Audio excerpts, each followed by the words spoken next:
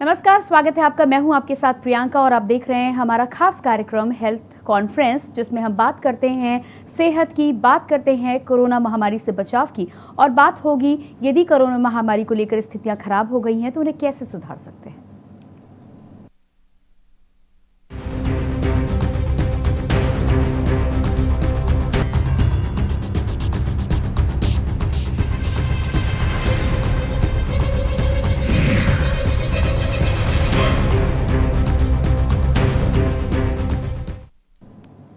उत्तर प्रदेश में कोरोना संक्रमण से होने वाली मौतों और नए मामलों में लगातार गिरावट देखी जा रही है। सोमवार को कोविड-19 संक्रमण से 278 संक्रमितों की मौत हुई है। इसके अलावा 21,331 नए मामले सामने आए। तो वहीं दूसरी तरफ कोरोना संक्रमण के बीच ब्लैक फंगस अब कोरोना मरीजों के इलाज में नई मुश्किलें पैदा कर रहा है। ब्लैक फंगस अब यूपी में भी दस्तक दे चुका है। मेरठ में ब्लैक फंगस के 3 मामले सामने आए। साथ ही कोरोना संक्रमण के साथ हार्ट अटैक और कोरोना ठीक होने के बाद हार्ट अटैक के मामले भी दर्ज किए जा रहे हैं। मेडिकल साइंस के लिए ये नई पहेली बनते जा रहे हैं। उत्तर प्रदेश में शहर से लेकर गांव तक हालात खराब बने हुए हैं। पहले कोरोना संक्रमण में डॉक्टरों की मुश्किलें बढ़ाई, अब कोरोना के साथ नए लक्षण डॉक्टरों को परेशान कर रहे हैं। के न्यूज ने अपने दर्शकों के लिए कोरोना से जुड़े हर पहलू पर आपको सतर्क और सावधान करने के साथ आपके सवालों का जवाब देने के लिए अपना खास प्रोग्राम हेल्थ कॉन्फ्रेंस शुरू किया है, जिसके माध्यम से आपके सारे सवालों के जवाब आप तक हम पहुंचाएंगे हमारे इस खास कार्यक्रम के जरिए।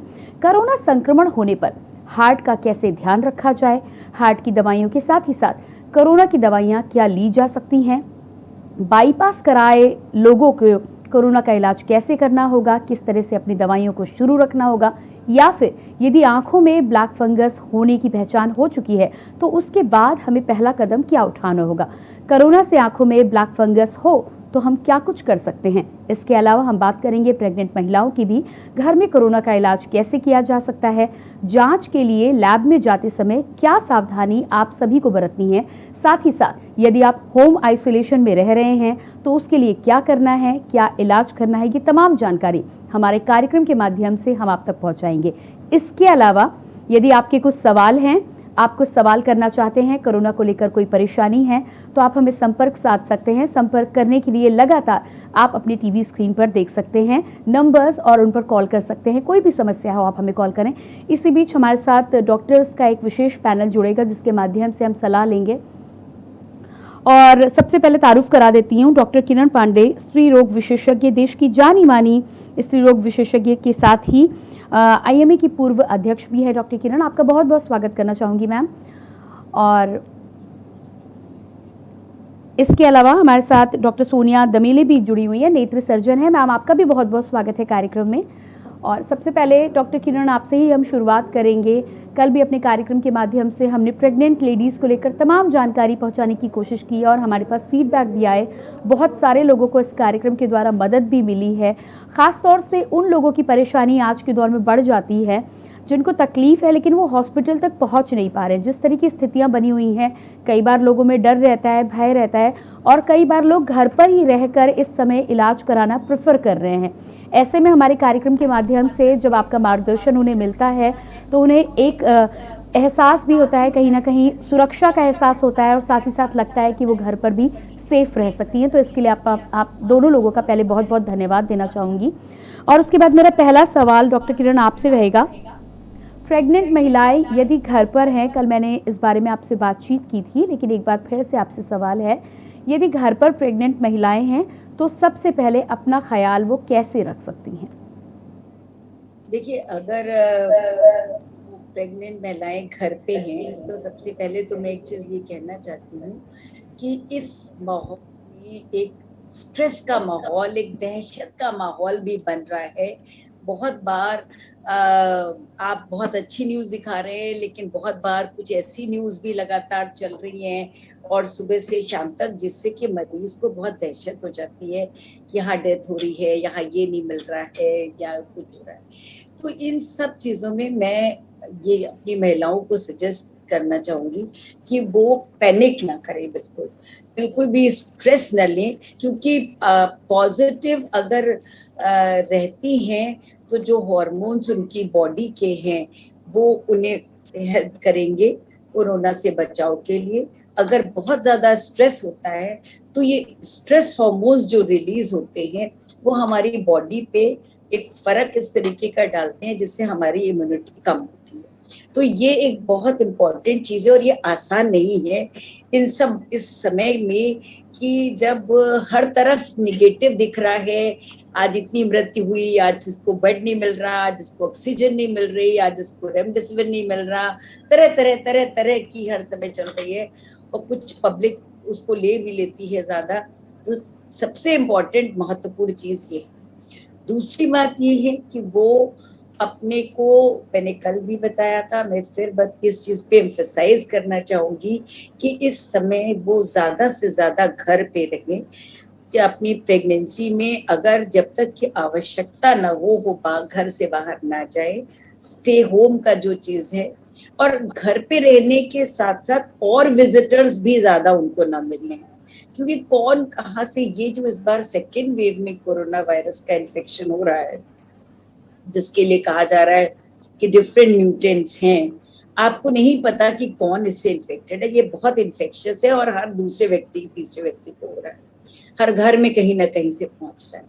तो आप जहां तक वो अपने विजिटर्स को अपने घर में जब तक आवश्यक न हो बिल्कुल भी ना बुलाएं, और अगर आ रहे हैं तो मास्क यूज करके, उनसे सोशल डिस्टेंसिंग करके कम से कम 6 फुट की दूरी पे जितनी जरूरत हो उतना उनसे बात करें।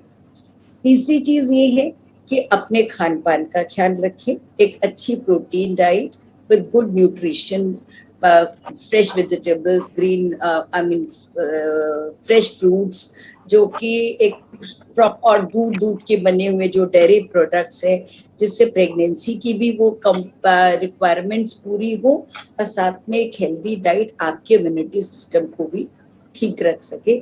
बाहर का वैसे भी आजकल नहीं खाना है और प्रेग्नेंट लेडीज को तो बिल्कुल ही नहीं खाना है। ये एक।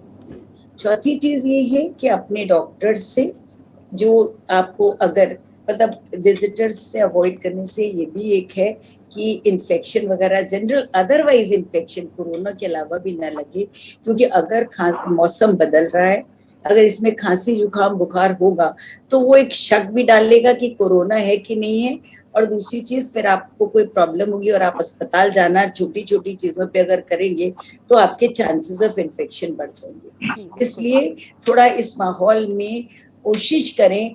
अब पहली बात तो अगर वेंटिलेटेड घर रह सके और एसी वगैरह कम से कम चलाएं तो ज्यादा अच्छा है, क्योंकि अगर टेम्परेचर बहुत कम हुआ और आपको कुछ खांसी जुकाम हो गया तो वो एक अलग समस्या करेगा।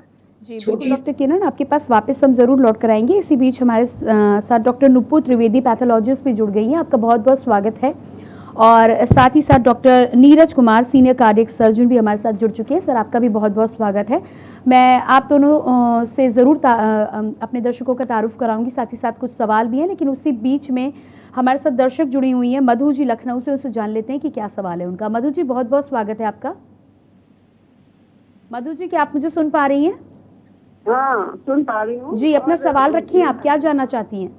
हाँ मेरा सवाल ये, मेरी बेटी का नेगेटिव रिपोर्ट आई है पर एक्सरे कराने पर माइल्ड आया है, और वो जो उसकी ऑक्सीजन जो है 97 रहती है और नीचे गिर के 92-3 तक की आ सकती है, फिर वापस 96-97 आ जाती है।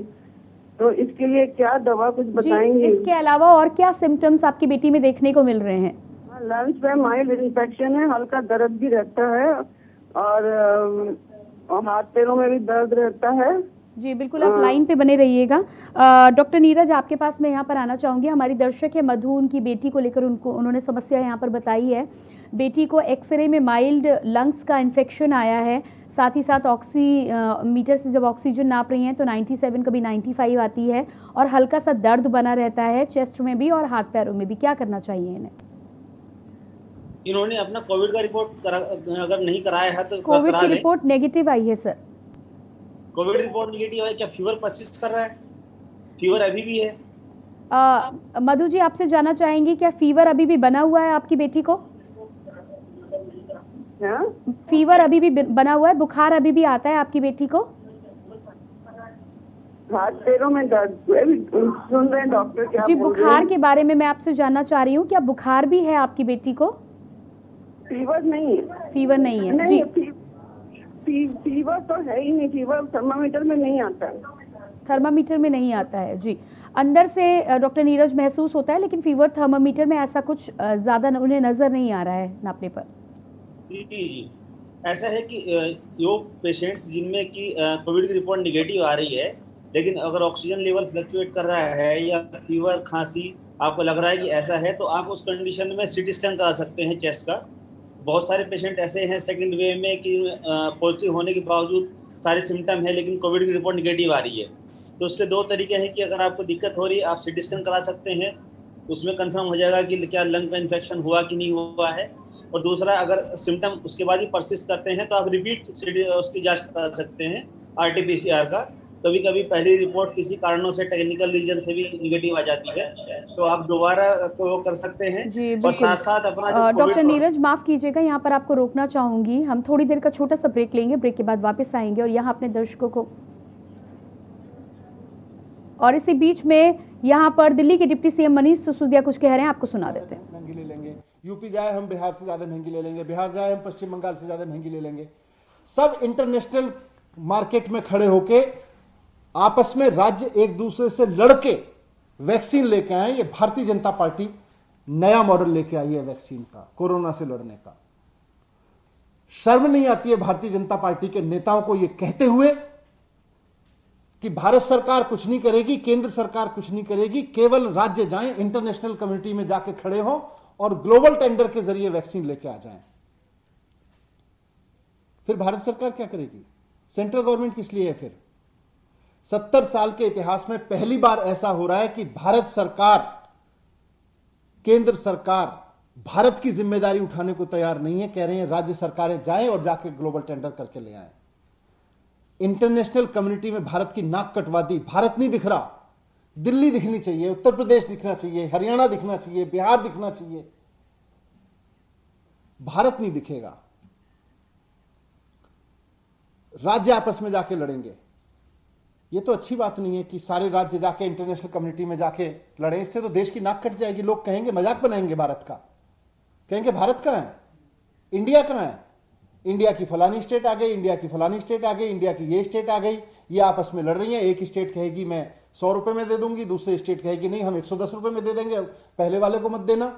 सब स्टेट जाके एक दूसरे को काटे और आपस में लड़े इंटरनेशनल मार्केट में खड़े होकर। आज भारतीय जनता पार्टी ये चाह रही है। ये बहुत खराब रवैया है भारतीय जनता पार्टी का। भारत को एक होकर इंटरनेशनल कम्युनिटी के सामने जाना चाहिए और कहना चाहिए कि हम सारे भारतवासियों के लिए वैक्सीन लेने आए हैं। इंटरनेशनल मार्केट के लोगों, बताओ कितने पैसे में दोगे। ये आपस में राज्यों को लड़वा के इंटरनेशनल कम्युनिटी में भारत की इज्जत, वैसे ही बहुत इस बार कोविड मैनेजमेंट में भारत की बड़ी बेइज्जती हो रही है, और नाक कटवाओगे इससे। मैं कहना चाहता हूं कि सेंट्रल गवर्नमेंट से रिक्वेस्ट करता हूं कि देश में संकट है, भारतीय जनता पार्टी भी इसको गंभीरता से ले। आपकी सेंट्रल गवर्नमेंट है, सेंट्रल गवर्नमेंट इसको गंभीरता से ले। जिस तरह से पल्स पोलियो अभियान पूरे देश में चला, उसी तरह से कोविड का वैक्सीनेशन अभियान भी पूरे देश में एक देश के रूप में चलना चाहिए, भारत के में चलना चाहिए।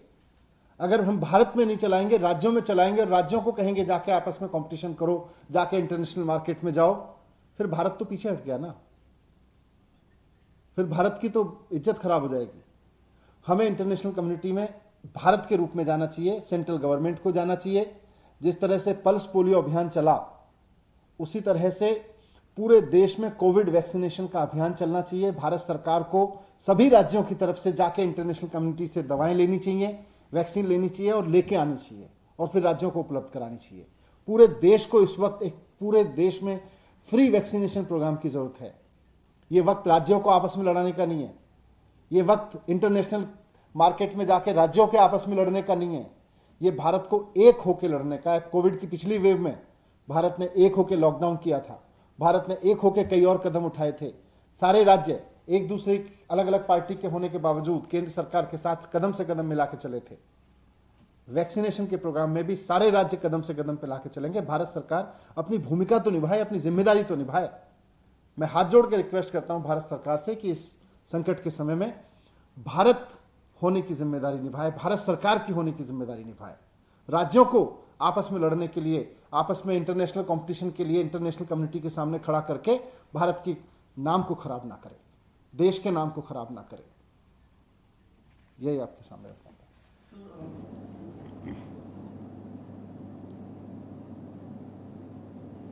तो यहाँ पर एक बार फिर से हम बात करेंगे हेल्थ कॉन्फ्रेंस में। हम लगातार हमारे डॉक्टर्स के साथ मौजूद हैं और डॉक्टर्स के पैनल के साथ ही अपने दर्शकों के तमाम ऐसे सवालों के बारे में जानने का हम प्रयास कर रहे हैं, जिसके माध्यम से हम कोविड महामारी में सही जानकारी अपने दर्शकों तक पहुंचा सकते हैं। साथ ही साथ अपने दर्शकों से भी हम गुजारिश करना चाहेंगे कि यदि आपके कोई भी सवाल हैं कोविड महामारी को लेकर, कोई ऐसी भ्रांति है जिसे आप दूर करना चाहते हैं, या आप खुद बीमारी से जूझ रहे हैं, आपके अपने जूझ रहे हैं, सही सलाह चाहते हैं, तो आप हमें कॉल कर सकते हैं। कॉल करने के लिए नंबर्स लगातार आप अपने टीवी स्क्रीन पर देख सकते हैं। इसके साथ ही साथ मेरे साथ लगातार डॉक्टर का पैनल जुड़ा हुआ, डॉक्टर नुपुर त्रिवेदी पैथोलॉजिस्ट हमारे साथ जुड़ी हुई हैं, डॉक्टर किरण पांडे स्त्री रोग विशेषज्ञ पूर्व IMA अध्यक्ष भी हमारे साथ जुड़ी हुई हैं, साथ ही साथ doctor Neeraj Kumar senior cardiac surgeon भी हमारे साथ जुड़े हैं, और डॉक्टर सोनिया देमले नेत्र सर्जन भी हमारे साथ जुड़ी हुई हैं। डॉक्टर नीरज, आपके पास आऊँगी। सबसे पहले मैंने आपको रोका था बीच में, और हमारे जो दर्शक हैं वो जानना चाह रही थी कि माइल्ड इन्फेक्शन है तो क्या करना चाहिए। आप बता रहे थे, अपनी बात आप पूरी कर लें पहले।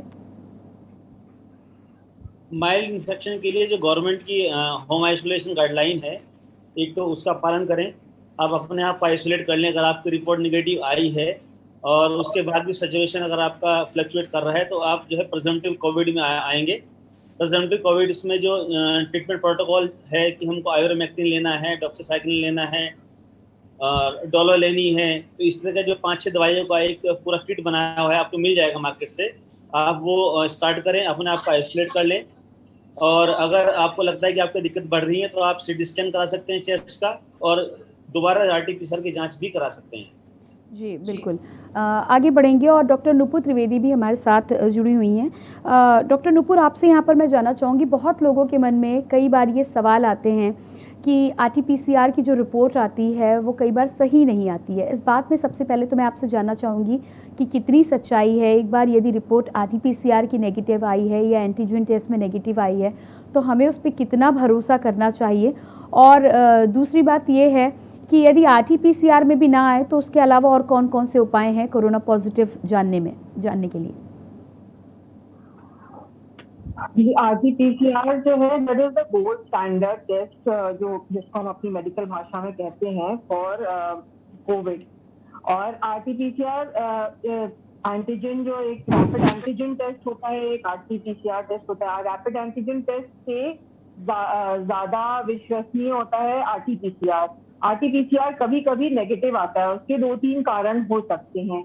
या तो आप उसके लिए आपको क्या, आप 2 या 3 दिन बाद 10 to 20% चांसेस होते हैं कि फॉल्सली वो नेगेटिव आ जाए।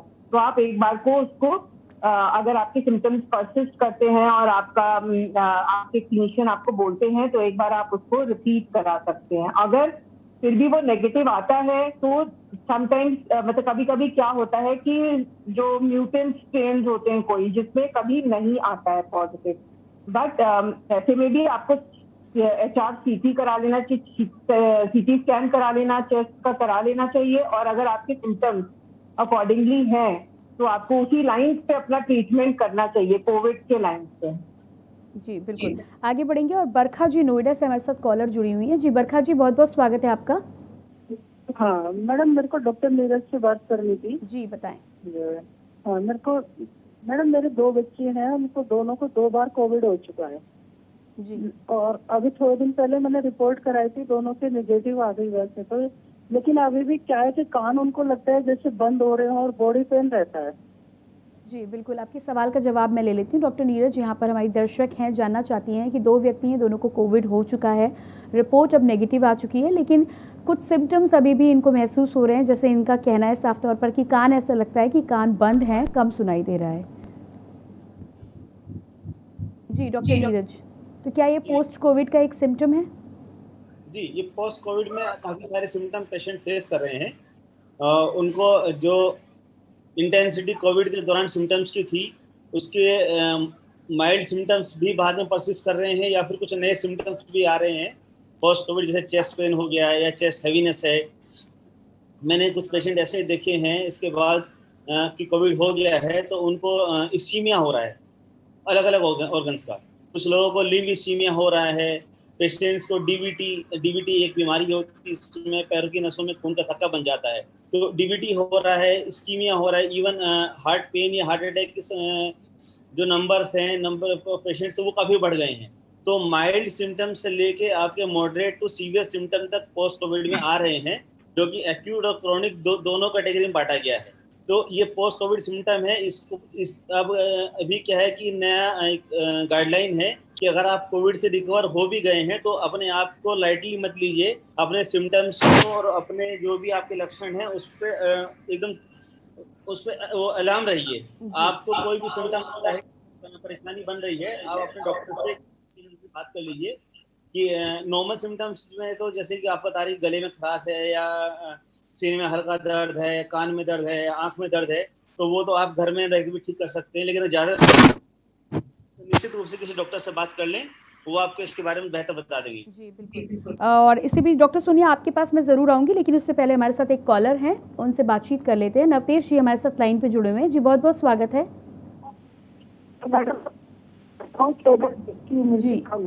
जी नवकेश जी, सबसे पहले आपसे रिक्वेस्ट करेंगे नेटवर्क में आके बात करें और एक बार फिर से अपना सवाल दोहरा दें आप। मैडम ये जानना चाहता हूँ जिसकी इम्यूनिटी पहले से कमजोर है उसको मजबूत करने के लिए क्या करना चाहिए और उसके बीच में क्या वैसे दवा नहीं चाहिए? जी नवकेश जी माफ़ कीजिएगा, मुझे आपका सवाल ठीक से समझ नहीं आया, शायद नेटवर्क की प्रॉब्लम है। आप एक बार फिर से हमें संपर्क साधने की कोशिश करें।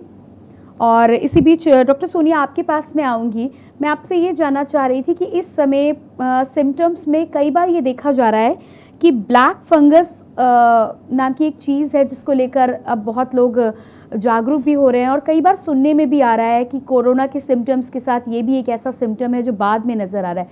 सबसे पहले तो क्या है ये ब्लैक फंगस और कैसे लोगों को पता चलेगा कि वो इस बीमारी से या सिम्टम से ग्रसित हैं?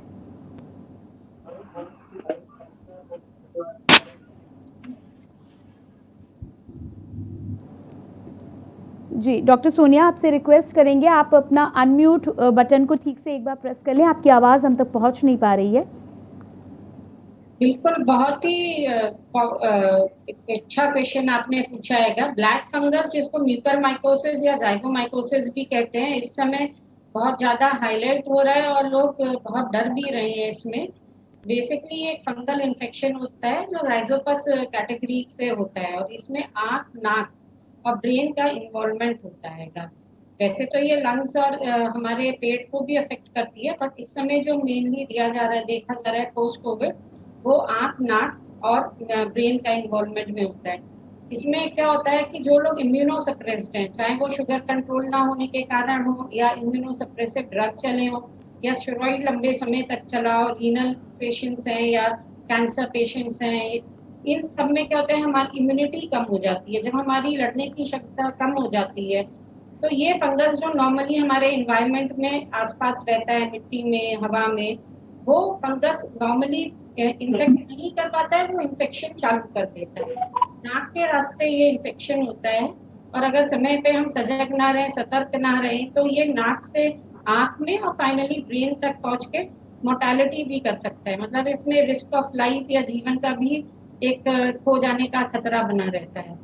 तो इसके लिए सबसे ज़्यादा जरूरी है कि बहुत सजग और सतर्क रहना है।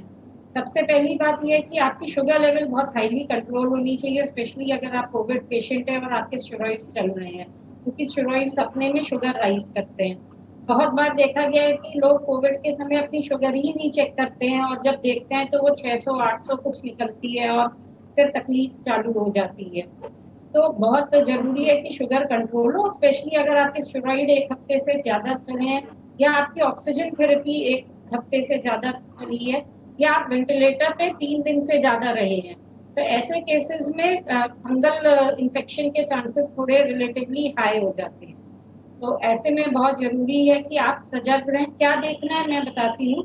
आँखों में हल्का दर्द हो, आँखों में हल्की लाली हो, आँख को मूव करने में, बाएं दाएं देखने में, ऊपर नीचे देखने में आपको दर्द सा होने लगे, कुछ आँख के आसपास काला दिखने लगे, नाक के आसपास काला दिखने लगे, नाक के अंदर कुछ ब्लैकिश काला सा डिस्चार्ज आने लगे या हल्का ब्लड के साथ बलगम आने लगे, ये आंखों के आसपास आपके स्वेलिंग हो या आप छुए नाक के आसपास, कान के पास, आंखों के आसपास, तो आपको दर्द हो, तो ये सब एक इंडिकेशन है कि अंदर कुछ इन्फेक्शन फैलने का चांस है।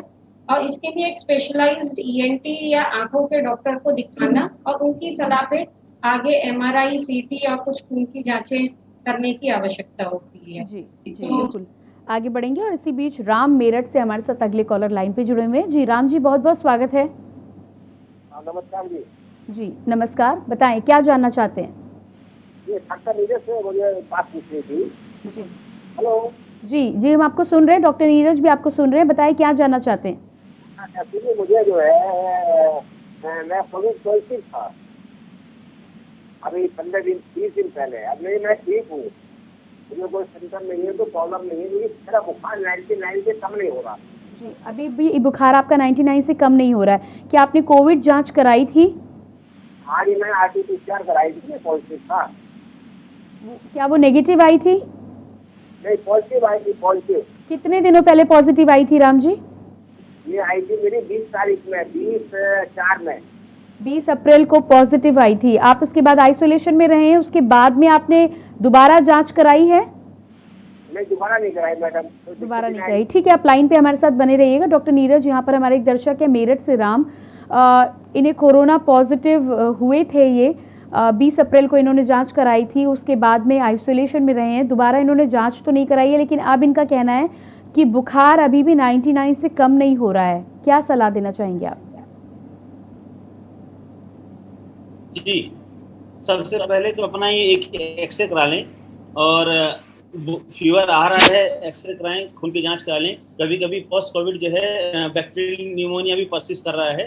15 दिन बाद 20 दिन बाद देख रहे हैं कि इनको बैक्टीरियल निमोनिया हो रहा है, उसमें काउंट्स बहुत, ब्लड काउंट्स बहुत हाई आ रहे हैं, तो उसकी वजह से भी फीवर आ रहा है। तो सबसे पहले अपना एक्सरे कराएं, ब्लड टेस्ट करा लें, और साथ में अगर आप जहाँ पे भी हैं अपने किसी फिजिशियन को दिखा देंगे, तो वो आपके लिए इसकी दवाई दे देंगे कि आपका जो सैचुरेशन लेवल है वो मेंटेन रहेगा। और आप जो डीप ब्रीदिंग एक्सरसाइज आपको बताई गई होंगी पहले, कि आपको गहरा सांस लेना है, सुबह शाम गर्म पानी की भाप लेनी है, छाती के बल उल्टा लेटना है, तो आप ये एक्सरसाइज अपना कंटिन्यू किसी फिजिशियन को दिखा दीजिए, वो एक्सरे और ब्लड टेस्ट कराएंगे आपको, और जैसा आपको आगे वो बताएं तो उसका पालन करें।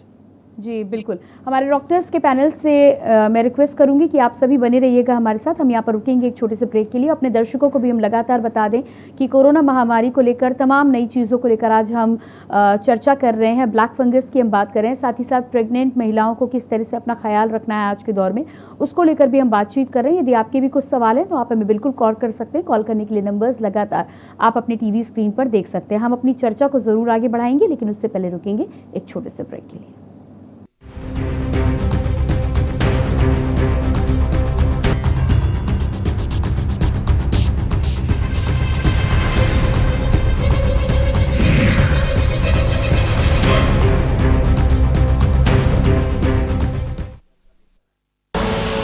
आप देख रहे हैं के न्यूज, खबरों का सारथी।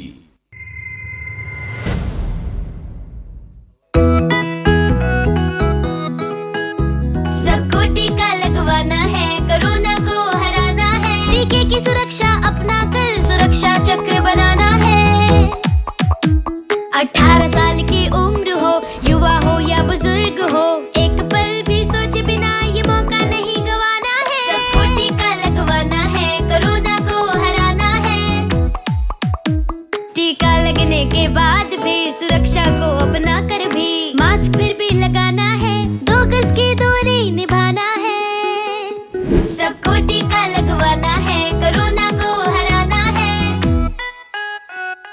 मैंने कोविन एप्लीकेशन से अपना रजिस्ट्रेशन कराया और आज मेरा अपॉइंटमेंट मिल गया। पीजीआई में सब कुछ बहुत अच्छे तरीके से हुआ। प्रोसेस बहुत ही स्मूथ और बहुत ही लाइट तरीके से कंडक्ट किया गया। 18+ के लिए ये जो इनिशिएटिव लिया गया है बहुत अच्छा है। अभी मुझे वैक्सीन लग गई है और बिल्कुल कोई प्रॉब्लम नहीं हुई मुझे। मैं इसके लिए हमारी उत्तर प्रदेश गवर्नमेंट का बहुत बहुत शुक्रिया करना। चलो टीका लगवाएं, कोरोना को हराएं। निःशुल्क टीकाकरण अभियान में 18 वर्ष से अधिक उम्र वालों के लिए टीका लगवाकर सुरक्षा कवच बनाएं। cowin.gov.in पर रजिस्ट्रेशन करवाएं। सूचना एवं जनसंपर्क विभाग उत्तर प्रदेश द्वारा जनहित में जारी।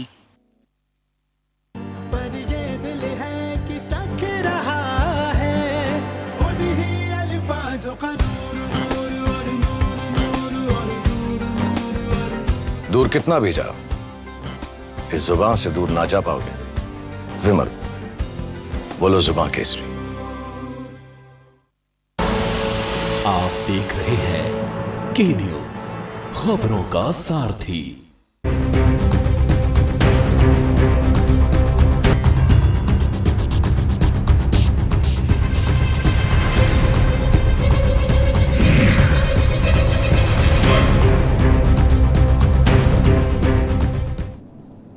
ब्रेक के बाद एक बार फिर आप सभी दर्शकों का बहुत बहुत स्वागत है हमारे खास कार्यक्रम हेल्थ कॉन्फ्रेंस में। आज के हमारे कार्यक्रम में हम विशेष तौर पर चर्चा कर रहे हैं उन चीज़ों को लेकर जो डॉक्टर्स के लिए भी नई है। कई बार ऐसा माना जा रहा है कि कोरोना से ठीक होने के बाद भी कई मरीजों में कुछ ऐसे लक्षण दिखाई दे रहे हैं जो नए हैं। ब्लैक फंगस की चाहे हम बात करें, चाहे 3-4 दिनों बाद ठीक होने के बाद हार्ट अटैक की बात कर लें, इन्फेक्शन की बात कर लें, या कई ऐसे सिम्टम्स या लक्षण दिखाई दे रहे हैं जो सभी के लिए नए हैं। ऐसे में हम चर्चा कर रहे हैं कि यदि इस तरह के लक्षण दिखाई देते हैं, सिम्टम्स नज़र आते हैं, तो पेशेंट को क्या करना चाहिए, कैसे सलाह लेनी चाहिए और कैसे अपना इलाज ठीक समय पर करना चाहिए, क्योंकि कोरोना से ठीक होने के बाद भी यदि लापरवाही हो जाती है तो ये हमारी जान के लिए खतरा बन सकता है। ऐसे में आप सभी के भी यदि कुछ सवाल हैं, आप कुछ जानना चाहते हैं, तो आप हमें कॉल कर सकते हैं। कॉल करने के लिए नंबर्स आप अपने टीवी स्क्रीन पर देख सकते हैं। चर्चा पर हम वापस लौटेंगे और हमारे साथ तमाम डॉक्टर्स जुड़े हुए हैं। डॉक्टर नुपुर द्विवेदी, पैथोलॉजिस्ट हमारे साथ जुड़ी हैं। डॉक्टर किरण पांडे, स्त्री रोग विशेषज्ञ और पूर्व आईएमए अध्यक्ष भी हमारे साथ जुड़ी हुई हैं। साथ ही साथ doctor Neeraj Kumar, senior cardiac surgeon भी हमारे साथ हैं, और डॉक्टर सोनिया देमले, नेत्र सर्जन भी हमारे साथ जुड़ी हुई हैं। डॉक्टर किरण, यहाँ पर मैं ये जानना चाहूँगी, प्रेग्नेंट लेडीज़ के बारे में हम लगातार बात करें। अक्सर बोला जाता है कि प्रेगनेंसी के दौरान महिलाओं को अपना खास ध्यान रखना होता है। ख़ास तौर से यदि हल्का फुल्का बुखार भी होता है तो उसमें दवाइयाँ पहले देने के लिए लोग अवॉइड करते थे, मना करते थे। आज की स्थिति कुछ जुदा है। आपसे सबसे पहले तो जानना चाहूँगी कि यदि कोई लेडी प्रेग्नेंट है और मौसम की वजह से हल्का बदलाव शरीर में आता है, तो कब तक सबसे पहले तो इंतज़ार करना चाहिए कि कोई दवाई ना ली जाए प्रेगनेंसी के दौरान, और कौन सी ऐसी स्थिति है जहां पर इंसान को चेतना चाहिए और डॉक्टर से परामर्श लेना आवश्यक हो जाता है? देखिए, मौसम की वजह से बदलाव से कभी कभी आपने सही कहा, सीजनल फ्लू टाइप की चीज़ें होती हैं जिसमें गला खराब और थोड़ा राइनाइटिस जो हम लोग कहते हैं, नेजल एलर्जिक राइनाइटिस, मतलब नाक से पानी बहना, आँख में, ये सब चीज़ें हो सकती हैं। पहली बात तो ये कि अगर प्रेगनेंसी में भी अगर फीवर साथ में इनके टेम्परेचर हो रहा है, मतलब 99-100 तक टेम्परेचर जा रहा है, 99 के नीचे नहीं, तो उनको पैरासिटामोल जो गोली है सबसे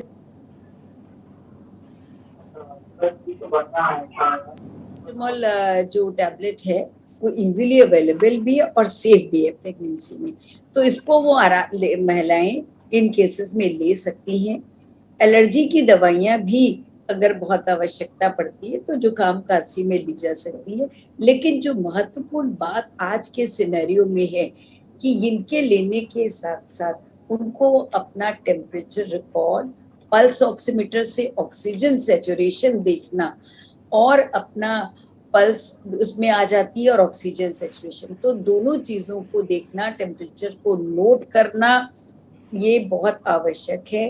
और अगर एक ऐसा लगता है, मतलब जो इसमें सिंपल भाप ली जा सकती है, गागल्स करे जा सकते हैं, और जैसे मैंने कहा पैरासिटामोल और एंटी एलर्जिक लिया जा सकती है। लेकिन अगर ज़रा सा भी उनको लग रहा है कि फीवर से राइज कर रहा है या कुछ भी दिक्कत लग रही है सांस फूलने में, तो बेटर ये होगा कि वो अपना टेस्ट करा ले, ज़्यादा वेट ना करे, क्योंकि अगर एक बार स्थिति क्योंकि आजकल रिपोर्ट कराने में और रिपोर्ट में आने में भी बहुत ज़्यादा लोड होने की वजह से टाइम थोड़ा नॉर्मल से ज़्यादा लग रहा है।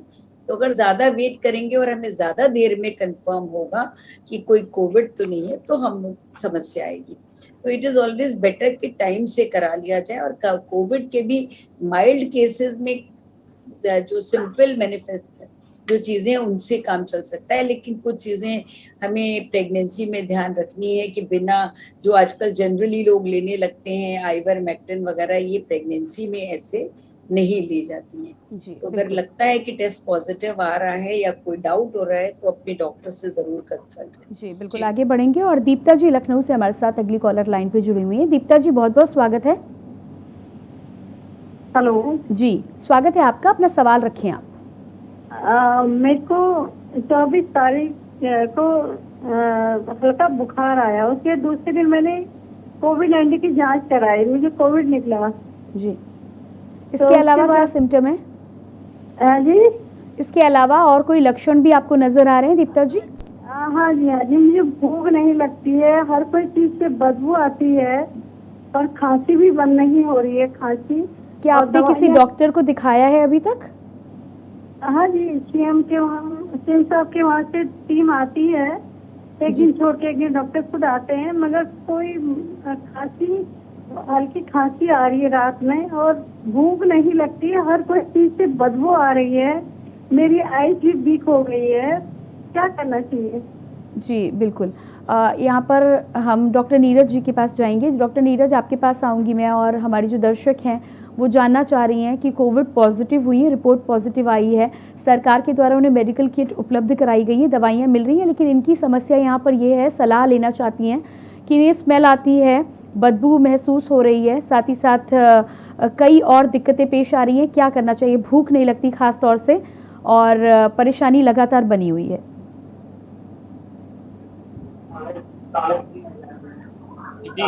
जी, भूख ना लगना, स्मेल, हल्के से गले में खराश होना, इनको कोरोना के माइल्ड सिम्टम्स के रूप में लिया गया है।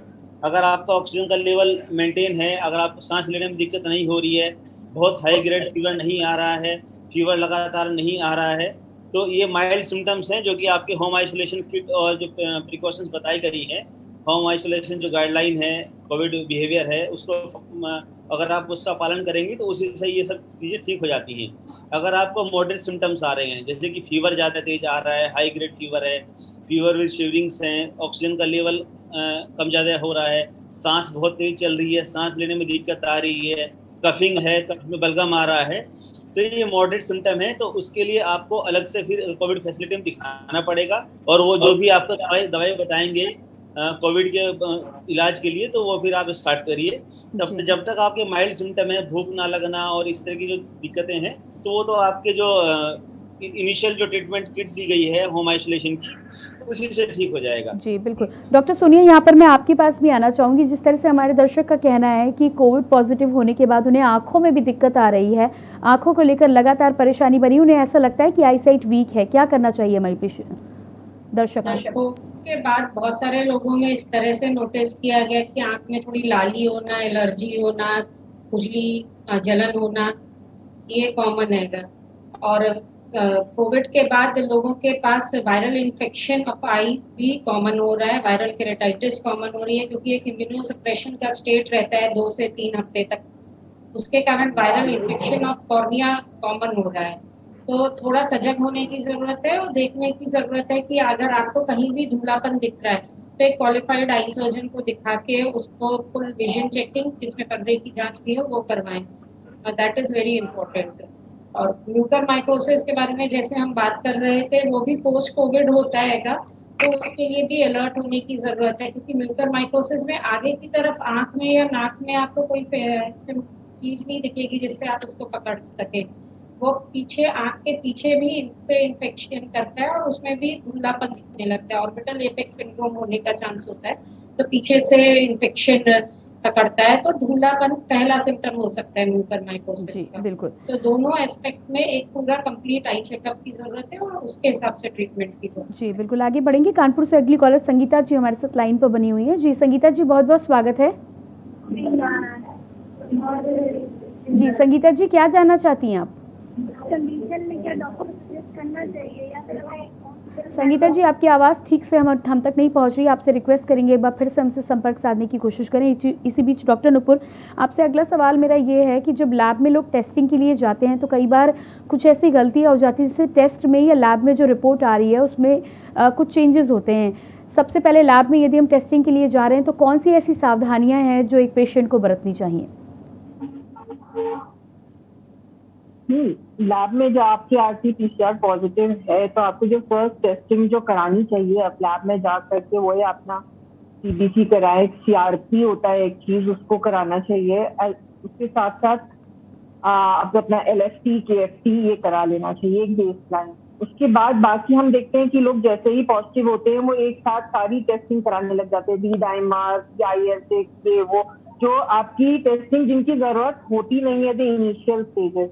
इसलिए शुरुआत में ये सारी टेस्टिंग कराने की जरूरत नहीं है, जस्ट एक बेसलाइन टेस्टिंग करानी चाहिए आपको। और अगर आपके सिम्टम्स परसिस्ट करते हैं 5 दिन के बाद आपका क्लिनिशियन बोलता है तो फिर आपको बाकी के जो टेस्टिंग है जैसे कि D-dimer, IL-6, serum ferritin, LDH, जो कि जो मेन टेस्ट होते हैं विच सीरम मार्कर्स होते हैं इन्फ्लेमेशन के और जो बताते हैं आपके एक्चुअल कंडीशन को जो वो दर्शाते हैं, उनको बाद में कराना चाहिए। एंड व्हाट जो हो रहा है आजकल, जैसे ही अभी पॉजिटिव रिपोर्ट मिली PCR की, धड़ सारे टेस्ट करा लिए, ऐसा नहीं करना चाहिए। एक पर्टिकुलर प्रोटोकॉल फॉलो करना चाहिए, अपने फिजिशियन से बात करके और अकॉर्डिंगली टेस्ट कराना चाहिए। और जो चीजें आवश्यक हैं खाली उतनी टेस्टिंग दोबारा जितने दिन में आपका क्लिनिशियन बोले उस समय करानी चाहिए। जी, इसके अलावा डॉक्टर नुपुर, कई बार ऐसा होता है कि लोग वैक्सीनेशन करवाते हैं, उसके बाद लोगों में सिम्टम्स आते हैं। मैं ये जानना चाह रही हूँ कि आप वैक्सीनेशन करवाने के बाद यदि आप RT-PCR की रिपोर्ट या ब्लड सैंपल देते हैं तो क्या उसमें कुछ चेंजेस आ सकते हैं? वैक्सीनेशन के बाद RT-PCR कराने का कोई मतलब नहीं है, बिकॉज पोस्ट वैक्सीनेशन आपके थोड़े बहुत सिम्टम्स, जो फीवर, कई लोगों को फीवर आता है, किसी को हेडेक होता है, किसी को कुछ, बट दैट इज ट्रांजिशनल। 2-3 दिन हमको इंतजार करना चाहिए। हर चीज के लिए अपने सरकार के रिसोर्सेज को, अपनी कंट्री के रिसोर्सेज को बर्बाद नहीं करना चाहिए। इसमें कोई जरूरत नहीं होती है पोस्ट वैक्सीनेशन आपको जाकर के RT-PCR कराने की, कोई भी जरूरत नहीं है। बल्कि अगर आपको वैक्सीनेशन की 1 डोज लगी है और आपको उसके बाद 4 से 6 हफ्ते के बाद अगर कोविड हो भी जाता है तो act as a booster now, और आप उस हिसाब से कोविड अगर आपको हो जाता है उसके बाद 4-6 हफ्तों के बाद, तब आप टेस्ट कराइए, उसको RT-PCR कराइए और फिर उसके बाद डॉक्टर यहाँ पर माफ कीजिएगा, यहाँ पर रोकना चाहिए। कई बार ऐसा होता है कि जैसे वैक्सीनेशन कराई उसके 7-8 दिन के बाद, 10 दिन के बाद लोगों को सिम्टम्स आते हैं, उन्हें ऐसा लगता है कि कोविड हुआ है, कई बार होता भी है। ऐसे में यदि मैं ये जानना चाह रही हूँ कि वैक्सीनेशन यदि कराई है और उसके बाद ब्लड सैंपल कोई देता है तो क्या ब्लड सैंपल में कुछ चेंजेस आ सकते हैं वैक्सीनेशन के बाद? नहीं, ब्लड सैंपल्स में कैसे कोई चेंजेस नहीं आते हैं, और फर्स्ट डोज के बाद 10-15 दिन बाद पेशेंट पॉजिटिव हो सकता है। इट इज अ पॉसिबिलिटी कि हो सकता है।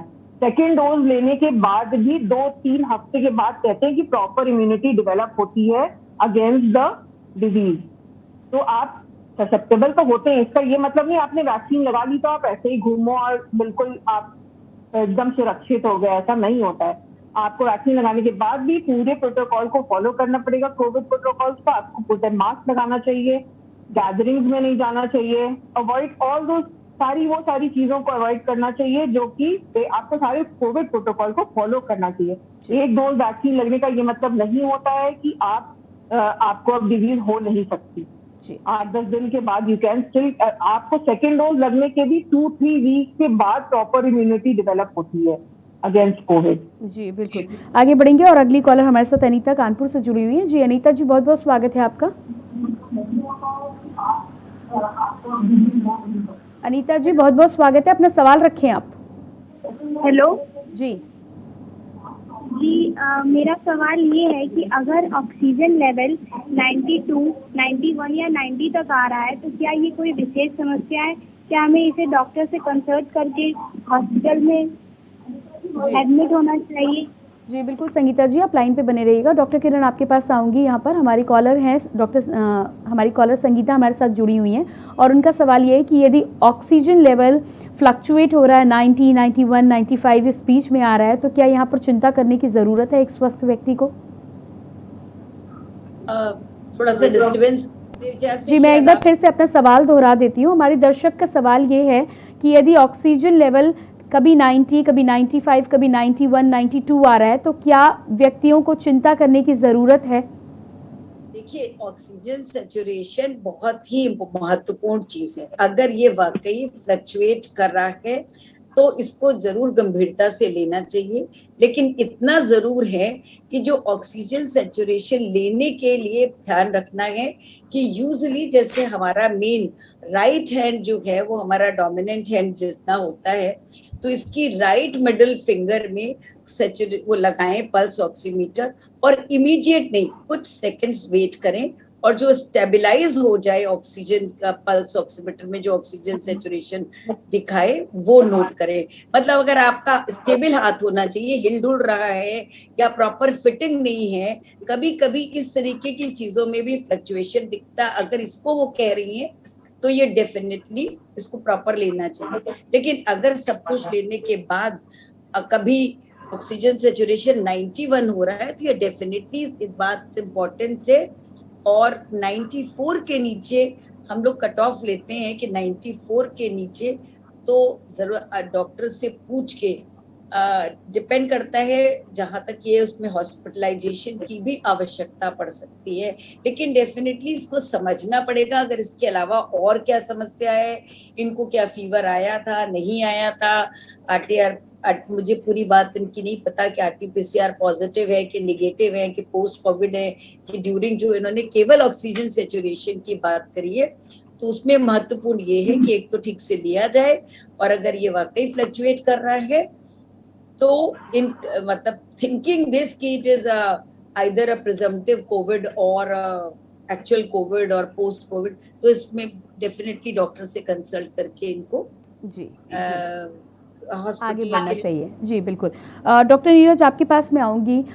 जिस तरह से इस समय मामले आ रहे हैं, कई बार ऐसा देखा जा रहा है कि कोरोना रिपोर्ट नेगेटिव होने के बाद भी हार्ट अटैक की घटनाएं अगले कुछ दिनों में सुनाई दे रही हैं। सबसे पहले तो इनसे बचाव कैसे कर सकते हैं? दूसरी बात ये कि यदि किसी व्यक्ति की बाईपास सर्जरी हुई है और उस व्यक्ति को कोरोना हो जाए तो किस तरह से अपना बचाव करना चाहिए, किस तरह से इलाज करना चाहिए?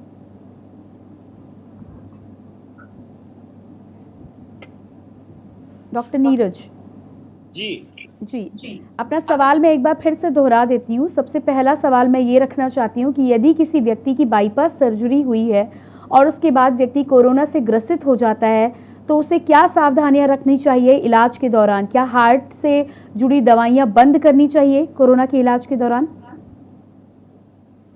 नहीं, ऐसा नहीं है।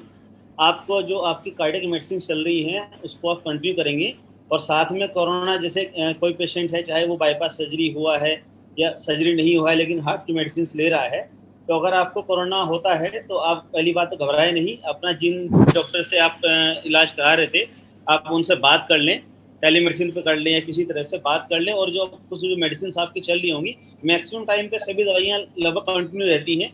कभी कभी ऐसा होता है कुछ दवाइयाँ इंटरेक्ट करती हैं तो उनको हम बंद कर देते हैं। तो आपको दवाई, आपको जब तक वो आपके फिजिशियंस हैं या सर्जन हैं वो आपको बोले नहीं कि दवाई आपको बंद करनी है, तब तक वो दवाइयाँ कंटिन्यू करें। और कोविड के लिए जो प्रोटोकॉल बनाए गए हैं, जो नियम है, वो आप चाहे कार्डियक पेशेंट्स हैं या नहीं है, वो सबके लिए इक्वल है। आपको दवाइयाँ लगातार लेनी है, अपना ध्यान रखना है।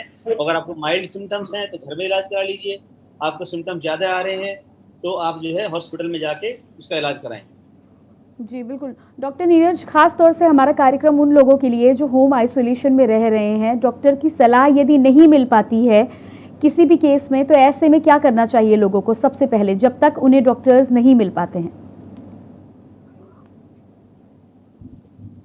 कोविड में सबसे बड़ी प्रॉब्लम ऑक्सीजनेशन लेवल की आती है। बाकी सिम्टम्स, फीवर हुआ तो उसके लिए डोलो चलता है। इसके अलावा सब सिम्टम्स माइल्ड सिम्टम्स कैटेगरी में कि आपको टेस्ट नहीं आ रहा है, स्मेल नहीं आ रही है। तो मेन जो कंसर्न सिम्टम्स होते हैं वो होता है कि आपको रेस्पिरेटरी कोई सिम्टम्स तो नहीं आ रहा है, दूसरा फीवर बहुत हाई ग्रेड तो नहीं है। ऐसे में जब तक आपको हॉस्पिटल में आप नहीं जा रहे हैं या हॉस्पिटल में आपको सुविधा नहीं मिल पा रही है, तब तक के लिए आप जो आपको एक्सरसाइजेज हैं, जो आपकी रेस्पिरेटरी एक्सरसाइज हैं, उसको कंटिन्यू करिए। सबसे पहले उसमें आपको सुबह शाम भाप लेना है, एटलीस्ट 5-5 मिनट के लिए आप सुबह शाम दिन में 2 बार भाप लें। आप मेडिसाइजर के थ्रू या घर में बैठ के जैसे पहले योगा करते थे उसके थ्रू आप डीप ब्रीदिंग एक्सरसाइज करिए। अपना गहरा सांस खींचिए, सांस खींच कर रोकना है, उसके बाद आपको छोड़ना है। तीसरा, आप घर में जो है पेट, छाती के नीचे तकिया लगा के आप पेट के बल लेटें। पेट के बल लेटने से क्या है कि इसको माना गया है कि ये आपकी जो ऑक्सीजन का लेवल है अगर आपको कम भी आ रहा है तो उसको 5 से लेके 2 से लेके 5-7% तक बढ़ा सकता है। तो ये एक्सरसाइज आप अपने घर पे करते रहिए, दवाइयाँ खाते रहिए और जितनी जल्दी हो उतना मेडिकल उसके लिए आप जाइए। जी बिल्कुल।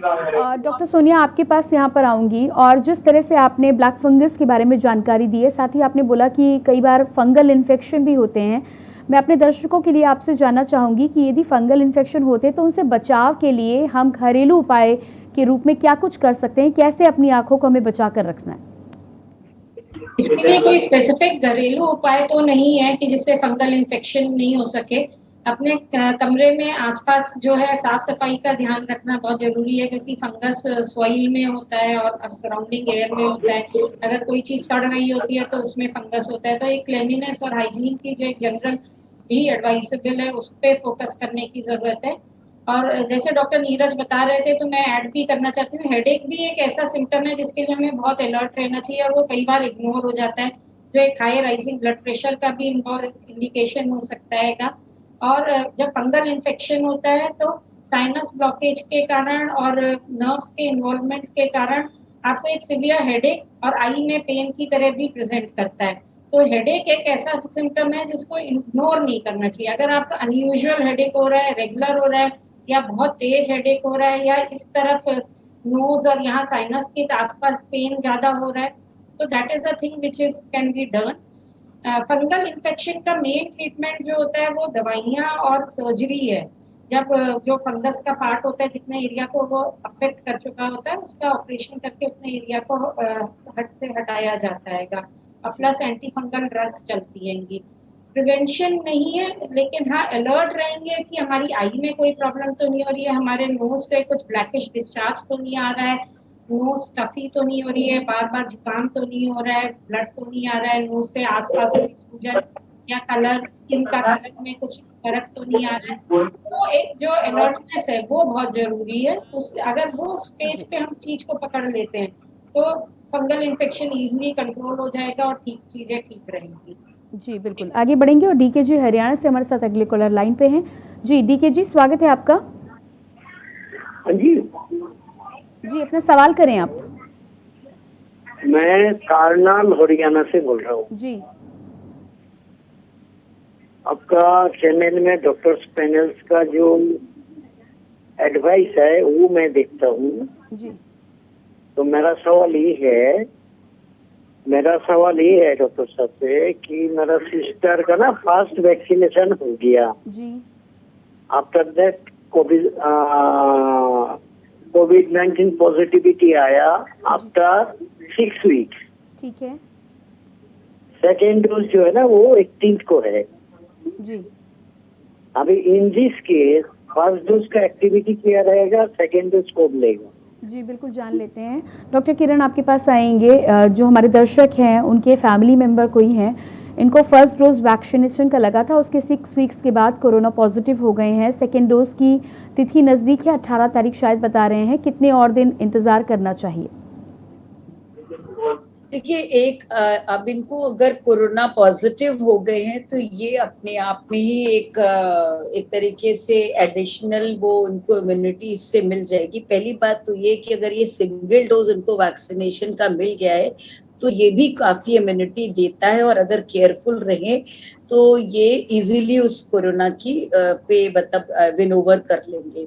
दूसरी चीज इम्यूनिटी, इससे इनको एक तरीके से बूस्टर इम्यूनिटी मिल गई है, तो प्रेजेंटली 6 to 8 वीक्स तो इजीली ये वेट करके सेकेंड डोज लगवा सकते हैं।